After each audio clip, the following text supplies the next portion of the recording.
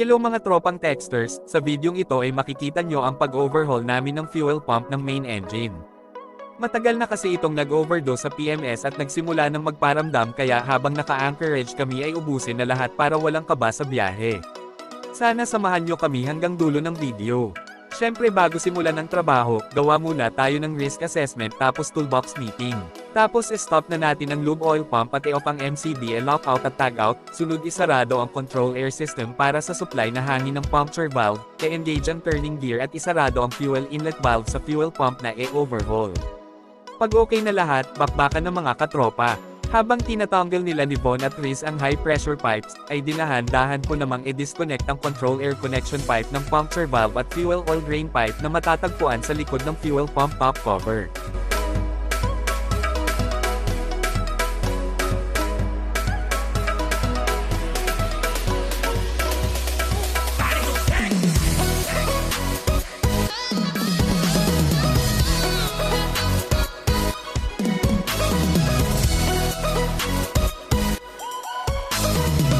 Sunod naming tinanggal ay ang puncture valve gamit ang special tool tapos ang suction valve.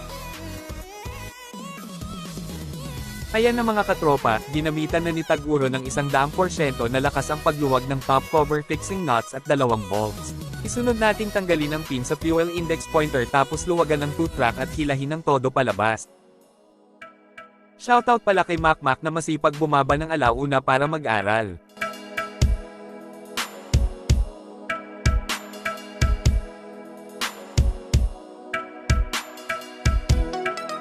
Tapos tanggalin natin ang magkabilaan na yan mga katropa para dyan natin silipin sa maliit na butas mamaya pagbalik na ng plunger assembly.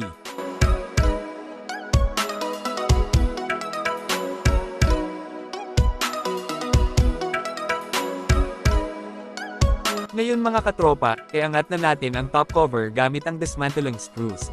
Pantay nating hihigpitan ang dismantling screws para sabay iangat ang magkabilang bahagi ng top cover.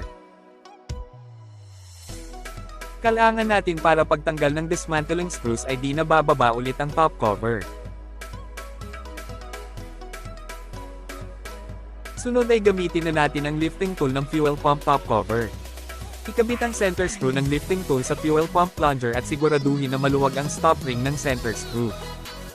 Markahan ko na mga katropa para kung ano ang posisyon ng pagtanggal ay ganun na ganun din mamaya pagbalik.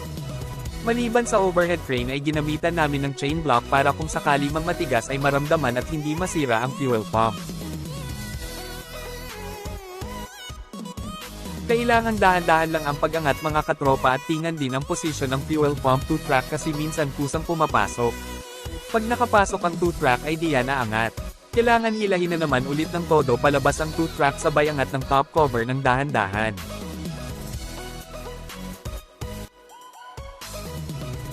Minarkahan ko na naman mga katropa ang plunger para yan ang basehan ko mamaya pagbalik.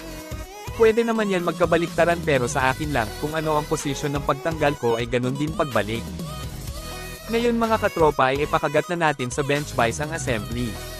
Tanggalin ang Allen screws at tanggalin ang top cover sa pump barrel.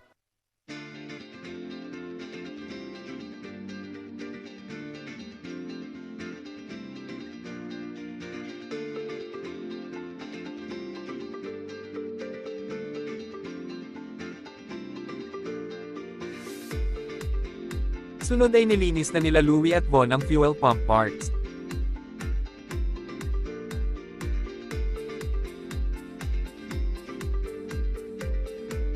Ngayon ay pwede na nating tanggalin ang seal ring at o-ring ng top cover, at linisin nating maigi ang pinagtanggalan bago palitan ng bago.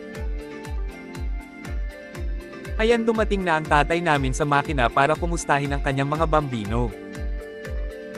Habang busy kami ay nililinas na ni 4E Louie ang mga tornilyo at nililigpit ang mga kalat.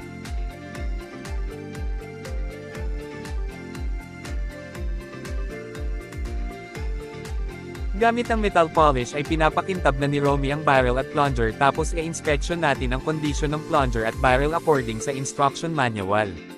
Okay pa naman ang plunger and barrel assembly kaya ito pa rin ang ikabit namin at palitan lang ng bagong seal rings.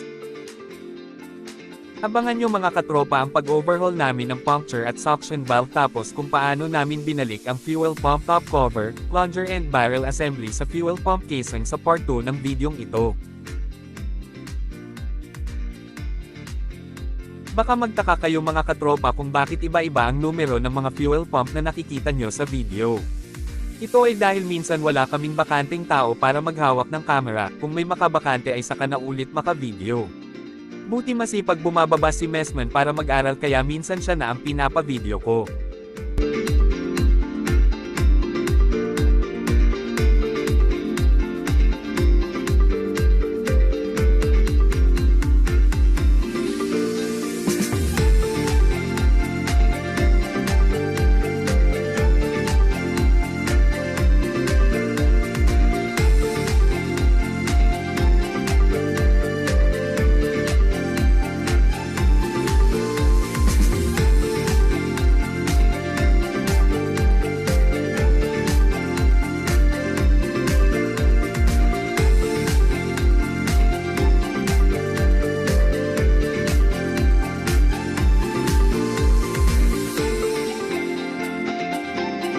Nung nalinis, na-inspection at napalitan na lahat ng seal rings ay i-assemble na natin.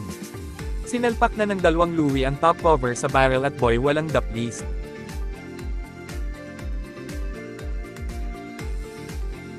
Nilagyan na nila ng tornilyo at ginamitan ng torque wrench ang paghigpit.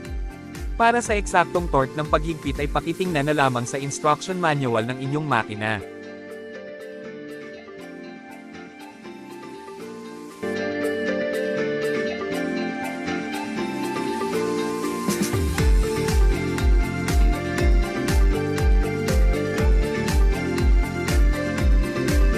Isalpak na natin ang plunger doon sa barrel at gamitan lang ng konting long jones para dumulas.